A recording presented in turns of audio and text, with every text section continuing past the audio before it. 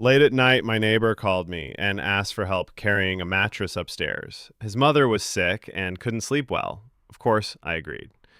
When I got there, I met his friend, a priest, who was also there to help. After we finished, my neighbor asked if I could help bring a wardrobe upstairs as well. I said yes. We pulled it out from his travel trailer and started lifting it up the front steps of the house. That's when I died.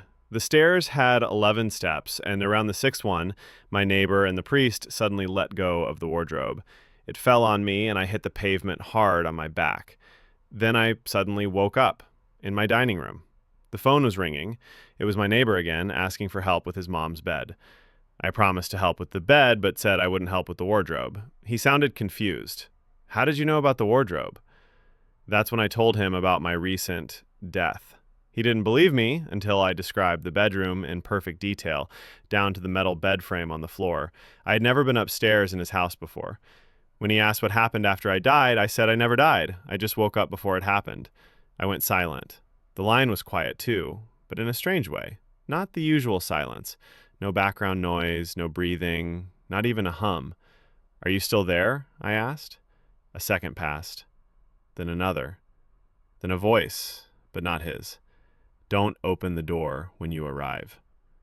I yanked the phone away from my ear. It was a different voice, raspy, metallic, but strangely familiar, and there was something else in the background, a whisper like deep crickets echoing in my head. The call dropped. I tried calling back, no signal. Half an hour later, I went anyway. He wasn't answering. My head was a mess, the memory of falling, a strange call, knowing things I shouldn't. His house looked the same, 2 floors, old, peeling paint, but something felt wrong. The whole yard was empty. No trailer, no car, no lights. Even the wind wasn't moving, as if someone had paused the air around the place. I rang the bell. Nothing. Knocked. Silence. Walked around. The windows were boarded up from the inside. That wasn't like that yesterday, I was sure. I couldn't breathe. I walked back to my car, got in, turned the key, and then I was back in my dining room. No engine, no road, no car door, just click, and I was there. My heart was pounding. The clock on the wall, 8:34 p.m., exactly the time my neighbor had called me. My phone sat on the table. It rang again.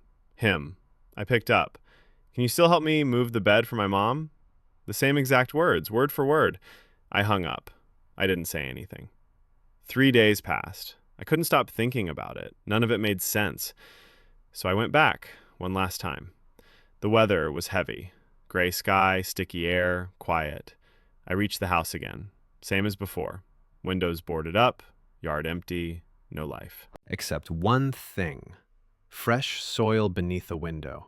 As if something had been recently buried or dug up.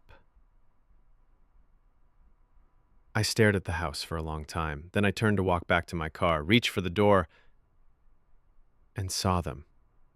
He was walking past me, my neighbor, but older, thinner hair, graying. He looked 50. With him, people in suits, probably realtors or buyers. He was smiling, pointing at the house. Yeah, it's old, but it's got character. I stepped closer. Hey! I shouted. Hey, it's me! Why are you ignoring me?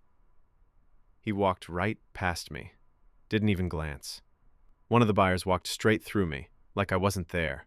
I started yelling, waving, banging on the car, on the ground, on my own chest.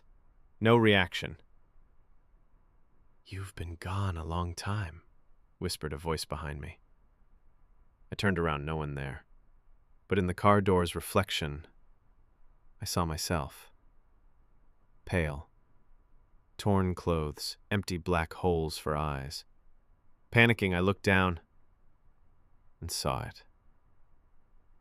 A hospital bracelet on my wrist. Name, date. 4 days ago. I was buried. I died under the wardrobe. That first day. Everything after. Just echoes. A soul trying to understand it no longer belonged to the living. And now, I'm just another shadow in the house that never forgets the ones who died in it.